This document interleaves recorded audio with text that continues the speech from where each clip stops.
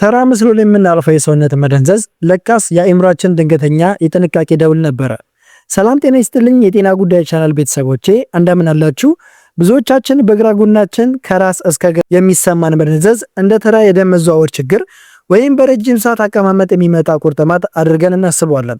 ነገር ግን ይህ ቸልተኝነት ተፈጥሮ አእምሯችንንና የነርቭ ስርዓታችን አደጋ ላይ መሆኑን ለመጠቆም የቸረችን እጅግ ድንቅ የማስጠንቀቂያ ምልክት በትክክል እንዳንረዳው አድርጎናል። ዛሬ የማሳያችሁ ስለ ተራ መደንዘዝ ሳይሆን በአእምሯችን የቀኝ ክፍል ላይ የሚከሰት የደም ዝውውር መቋረጥ ወይም የነርቭ መቆንጠጥ እንግዲህ እንዴት መላ አካላችንን ስሜት አልባ እንደሚያደርገው የሚገልጸውን ያንን ድብቅ ሚስጥር ነው ማለት ነው። በዚህ ቪዲዮ ውስጥ በግራ ጎን የሚጀምር መደንዘዝ በአእምሮ የደም ቧንቧ ግድግዳ ላይ የሚፈጠር መዘጋት እንዴት እንደሚያመለክተን፣ የጠበቡ የነርቭ መተላለፊያዎች በሰውነታችን እንቅስቃሴ ላይ የሚያመጡት ለውጥና አጠቃላይ የነርቭ ጤንነታችንን የምንጠብቅበትን አስገራሚ ሚስጥር በሳይንሳዊ መንገድ በዝርዝር አስረዳችኋለሁ ማለት ነው። ይህ መረጃ የጤና አኗኗራችሁን የሚቀይርና ገና ምልክቱ ሲጀምር ወደ ከፋ ሽባነት ሳይደርስ በቤታችሁ ውስጥ የምትጠነቀቁበትን መንገድ የሚያሳይ ነው ማለት ነው። ወደዚህ አስደሳች አስገራሚ የጤና መረጃ ከማለፋችን በፊት ግን እንዲህ ያሉ ህይወት አድን የጤና መረጃዎቼ ሁልጊዜ ወደ እናንተ እንዲደርሱ እንግዲህ ሰብስክራይብ በማድረግ የቤተሰባችን አባል እንድትሆኑ ጋብዛችኋለሁ። መረጃው ለሌሎችም እንዲተርፍ እንግዲህ ላይክ እና ሼር በማድረግ ቤተሰቡን ማለት ወዳለሁ። የሚሰማችሁን ማንኛውንም ጥያቄና ሐሳብ ደግሞ ኮሜንት ላይ አስቀምጡልኝ። ሁሉንም በደስታ የማነብና ተገቢ ምላሽ ደግሞ ለእናንተ የማቀርብላችሁ ይሆናል ማለት ነው። አሁን ይህ የሰውነታችን መደንዘዝ እንዴት የጤናችን ጠባቂና የአእምሯችን መልእክተኛ ሊሆን እንደቻለ ወደምናይበት ክፍል እናልፋለን። አብራችሁን ቆዩ። በግራ የሰውነታችን ክፍል ላይ ከራስ እስከ እግር የሚሰማ ድንገተኛ ወይም ቀስ በቀስ የሚመጣ መደንዘዝ በሰውነታችን ውስጥ ያለው ዋናው የመረጃ ማስተላለፊያ መስመር መስተጓጉሉን የሚያሳይ ትልቅ ምልክት ነው። ይህ ሁኔታ የሚከሰተው የሰውነታችን ግራ ክፍል የሚታዘዝበት የቀኝ የአእምሮ ንፍቀ ክበብ ወይም ደግሞ ከእሱ የሚነሱት ዋና ዋና የነርቭ መስመሮች ጫና ሲያርፍባቸው ነው ማለት ነው። የአእምሯችን አሰራር ተገላቢጦሽ በመሆኑ በግራ በኩል ያለው ሙሉ ስሜት መጥፋት በቀኝ የአእምሮ ክፍል ላይ ያለን የደም ዝውውር መቋረጥ ወይም ደግሞ ስትሮክ ወይም ደግሞ በሌላ አጠራር ጊዜያዊ የደም ማነስን ሊያመላክተን ይችላል። በተለይ ደግሞ ሁሉም የሰውነት ስሜቶች ተሰብስበው ወደ አእምሮ የሚያልፉበት ካላመስ የሚባለው ጠባብ መተላለፊያ ላይ የሚፈጠር ማንኛውም አይነት እብጠት ወይም ደግሞ ጉዳት መላውን የግራ አካል ስሜት አልባ በማድረግ እንግዲህ መረጃ እንዳይለዋወጥ ያደርገዋል ማለት ነው። ከአእምሮ በተጨማሪ በአንገት አካባቢ የሚገኘው የአከርካሪ አጥንት ነርቭ ላይ የሚደርስ ከፍተኛ ጫና ወይም እንደ መልቲስክሌሮሲስ ባሉ በሽታዎች ምክንያት የነርቭ መከላከያ ሽፋኖች መጎዳት መልእክቶች ከአእምሮ ወደ ግራ ጎን እንዳይደርሱ እንቅፋት ይሆንባቸዋል ማለት ነው። ይህ መደንዘዝ ስሜት አንዳንዴ እንደ ሄሚፕሌጂክ ማይግሬን ካሉ ከባድ ራስ ምታቶች ጋር ወይም ደግሞ ከከፍተኛ የጭንቀት ስሜት ጋር ተያይዞ ሊመጣ ይችላል። ይሁን እንጂ ስሜቱ ድንገተኛ ከሆነ ከፊት መጣመም፣ ከንግግር መለዋወጥ ወይም ደግሞ ከግራ እጅና እግር መስነፍ ጋር አብሮ የሚከሰት ከሆነ ጉዳዩ አፋጣኝ የሕክምና ክትትል የሚፈልግ የነርቭ ስርዓት አደጋ መሆኑን መገንዘብ ያስፈልጋል ማለት ነው። በአጠቃላይ ይህ አይነቱ መደንዘዝ የአንድ አካባቢ ነርቭ ችግር ሳይሆን የማዕከላዊ ነርቭ ስርዓት ወይም አእምሮና አከርካሪ ነርቭ ስራውን በአግባቡ አለመወጣታቸውን የሚጠቁም ወጥ የሆነ የሕክምና ማስጠንቀቂያ ነው ማለት ነው። በግራ የሰውነት ክፍል ላይ የሚፈጠር መደንዘዝ መጀመሪያ አካባቢ ላይ ጉንዳን እንደሚሄድበት አይነት መጠቅጠቅ ወይም እንደ ኤሌክትሪክ ንዝረት ያለ የመቆርቆር ስሜት አይነት አድርጎ ሊጀምረን ይችላል። ቀስ በቀስ ግን ስሜቱ እየጠነከረ ሲሄድ ግራ እጅና እግርን እንደ ባዕድ ነገር መቁጠር ወይም ደግሞ የራስ አካል እንዳልሆነው አድርጎ ይሰማናል። ይህም ፕሮፕራይሰፕሽን የሚባል የሰውነት ክፍሎቻችንን ያሉበትን ቦታ የመለየት ተፈጥሯዊ ችሎታችንን ሲያዛባ የሚከሰት ነው ማለት ነው። ከዚህም ባለፈ የሙቀትና የቅዝቃዜ ስሜትን መለየት አለመቻል አልፎ ተርፎም ቆዳን በኃይል ቢቆነጠጡት እንኳን ህመም የማይሰማበት ሙሉ በሙሉ ስሜት የማጣት ደረጃ ላይ ሊደረስ ይችላል። ይህ ስሜት ከራስ እስከ እግር የሚዘልቅ በመሆኑ የፊት መደንዘዝ አብሮ ካለ እንግዲህ ለመናገርና ለመዋጥ መቸገርን፣ የአይን እይታ መጋረድን ወይም በአንድ በኩል ብቻ የማየት ችግርን ሊያስከትል ይችላል። ይህ ችግር ሊያደርሰን የሚችለው ደረጃ እንደ ዋናው መንስኤ ክብደት ይወሰናል። ችግሩ በስትሮክ ምክንያት የመጣ ከሆነና በአፋጣኝ ካልታከመ መደንዘዙ ወደ ሙሉ የግራ አካል ሽባነት ሊቀየር ይችላል። ይህም ማለት የግራ እጅና እግርን በፍጹም ማንቀሳቀስ አለመቻልና ለሰው እርዳታ መጋለጥ ማለት ነው። የነርቭ መቆንጠጥ ወይም የጀርባ አጥንት ችግር ከሆነ ደግሞ የጡንቻዎች መኮማተርና መንምኖ መቅረት ሊከሰትባቸው ይችላል። በከፋ ሁኔታ ደግሞ የአእምሮ መረጃ ማስተላለፊያ ማዕከላት በከፍተኛ ሁኔታ ከተጎዱ የማስታወስ ችሎታ መቀነስ፣ የባህሪ መለዋወጥና ራስን የቻለ የዕለት ተዕለት ኑሮን የመምራት ብቃት ወደ ማጣት ደረጃ ላይ ሊያደርሳችሁ ይችላል ማለት ነው። ስለዚህ መደንዘዙ ገና ሲጀምር እንደ ቀላል ነገር አለማየትና ወደ ከፋ የነርቭ መጎዳት ደረጃ ከመድረሱ በፊት የህክምና ምርመራ ማድረግ ለወደፊት ጤንነታችሁ እጅግ በጣም ወሳኝ መሆኑን እንድትረዱልኝ እወዳለሁ። ይህ የግራ ጎን መደንዘዝ ስሜት በሰውነታችን ላይ የሚፈጠረው ተጽዕኖ በጣም ሰፊና ዘርፈ ብዙ ነው። መጀመሪያ አካባቢ ስሜቱ እንደ መቆርቆር ወይም ደግሞ እንደ መጠቅጠቅ ያለ ኤሌክትሪክ ንዝረት ሊጀምራችሁ ይችላል። ነገር ግን ሁኔታው እየጠነከረ ሲሄድ የግራ እጅና እግርን ክብደት ያላቸው ወይም ደግሞ ከኛ አካል ጋር ያልተያያዙ ወይም ባዕድ አድርገን የመምሰል ስሜት ይፈጥሩብናል ማለት ነው። ይህ ፕሮፕሪሰፕሽን የሚባለው የሰውነት ክፍሎቻችን ያሉበትን ቦታ የማወቅ ተፈጥሯዊ ችሎታችንን ሲዛባ እንግዲህ የሚመጣ ነው ማለት ነው።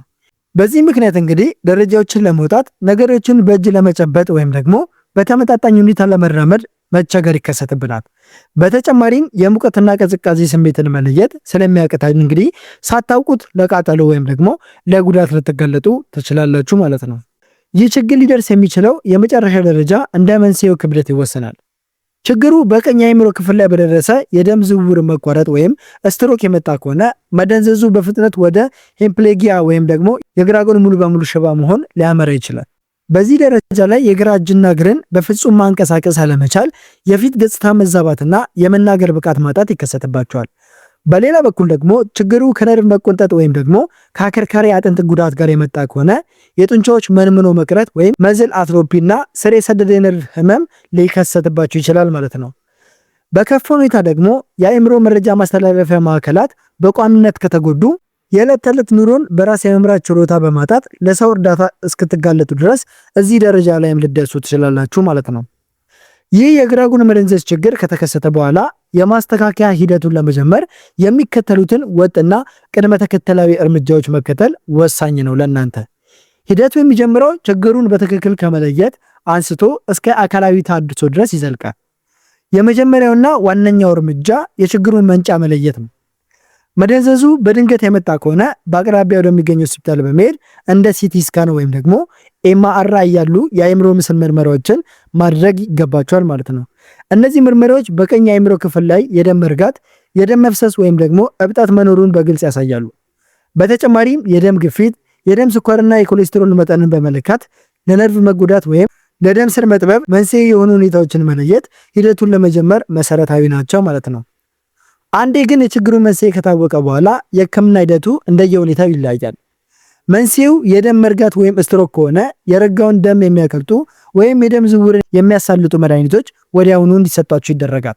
ችግሩ በአከርካሪ አጥንት ነርቭ መቆንጠጥ የመጣ ከሆነ የነርቭ እብጠትን የሚቀንሱ መድኃኒቶች ወይም አስፈላጊ ሆኖ ሲገኝም የቀዶ ጥገና ህክምና ሊደረግላችሁ ይችላል ማለት ነው። ከዚህ ጎን ለጎን እንግዲህ የነርቭ ሴሎችን መልሶ ለማንቀሳቀስ የሚረዱ የቫይታሚን ቢ ኮምፕሌክስ በተለይ ቢ12 ማሟያዎች ሊታዘዙላችሁ ይችላሉ። ቀጣዩና ወሳኙ የማስተካከያ ሂደት እንግዲህ የአካል ብቃት እንቅስቃሴና ተሃድሶ ወይም ፊዚካል ቴራፒ የምንለው ነው። ነርቮችና ጡንቻዎች ራሳቸውን እንዲያስታውሱ ለማድረግ የግራ እጅና እግርን የሚያነቃቁ ልዩ እንቅስቃሴዎች በባለሙያ ታግዘው መደረግ ይኖርባቸዋል። ይህም አእምሯችን አዳዲስ የነርቭ መስመሮችን እንዲዘረጋ ይረዳዋል። በቤት ውስጥም ቢሆን የግራ ጎንን ስሜት ለማነቃቃት ለስላሳና ሻካራ ነገሮችን በመንካት የሙቀትና ቅዝቃዜ ልዩነትን ለመለየት በመሞከር እንግዲህ የስሜትን ሕዋሳትን ማሰልጠን ይቻላል። በአጠቃላይ ሂደቱ ትዕግስትና ተከታታይነትን የሚጠይቅ ሲሆን ከሐኪም ጋር በቅርበት በመካከር ለተሻለ ውጤት ቁልፍ ነው ማለት ነው። የግራ ጎን መደንዘዝንና ተያያዥ የነርቭ ችግሮችን ለመከላከል ትኩረት ሊሰጣቸው የሚገቡ ዋና ዋና ነጥቦች ደግሞ እነዚህ ናቸው። ለምሳሌ በመጀመሪያ ደረጃ የደም ግፊትንና የደም ስኳር መጠንን በየጊዜው መከታተልና በጤናማ ክልል ውስጥ እንደሆኑ ማድረግ ከሁሉም በላይ ወሳኝ ነው። ምክንያቱም ከፍተኛ የደም ግፊትና ስኳር ለአእምሮ የደም ስር መጥበብና ለነርቭ መጎዳት ዋነኛ መንስኤዎች ስለሆኑ ማለት ነው። ከዚህ ጋር ተያይዞ እንግዲህ የልብ ጤንነትን ለመጠበቅና የደም መርጋትን ለመከላከል በቅባትና በጨው ያልበለጸጉ ይልቁንም በአትክልትና ፍራፍሬ የበለጸጉ ምግቦችን መመገብ እንዲሁም በቀን ቢያንስ ለ30 ደቂቃ ያህል መጠነኛ የአካል ብቃት እንቅስቃሴ ማድረግ የደም ዝውውርን ያሳልጥልናል ማለት ነው። በተጨማሪም ለነርቭ ጤንነት ወሳኝ የሆኑትን እንደ ቫይታሚን ቢ12 ያሉ ንጥረ ነገሮችን የያዙ ምግቦችን ለምሳሌ እንደ ስጋ፣ እንቁላልና የወተት ተዋጽኦችን ማዘውተርና ሲጋራ ከማጨስ መቆጠር የነርቭ ሴሎች እንዳይሞቱ ይረዳቸዋል።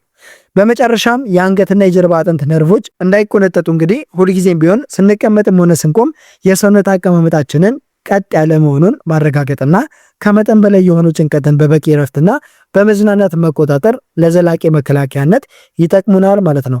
እንግዲህ እነዚህን መከላከያዎች በመጠቀም ራሳችሁን ከነርቭ ችግር መከላከል ወሳኝ ስለሆነ እባካችሁን ራሳችሁን ከዚህ አስከፊ በሽታ እንድትጠነቀቁ ስል በአክብሮት ማሳሰብ ወዳለሁ ማለት ነው።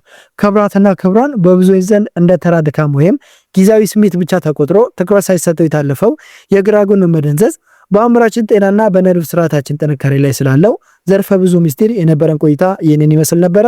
ዛሬ የተመለከትናቸው ነጥቦች ይህ ከራስ እስከ እግር የሚዘልቅ ድንገተኛ ስሜት እንግዲህ በቀኝ አእምሮ ክፍላችን ላይ ያለን የደም ዝውውር መቋረጥ፣ የነርቭ መቆንጠጥ ወይም የማዕከላዊ ነርቭ ስርዓት መዛባትን እንዴት እንደሚያመላክት በቂ ግንዛቤ እንዳስገነዘብኳችሁ ተስፋ አድርጋለሁ። የሰውነታችንን ድብቅ የማስጠንቀቂያ ምልክቶች ቀድሞ መረዳትና ለጤናችን ተገቢውን ጥንቃቄ ማድረግ በተለይም እንደ ስትሮክ ካሉ ከባድ አደጋዎች ራሳችንን በመጠበቅ ጤናማና ረጅም ዕድሜ የምናገኝበትን አንዱና ዋነኛ መንገድን እንግዲህ ልብ ብለን ልናስተውለው ይገባል ማለት ነው።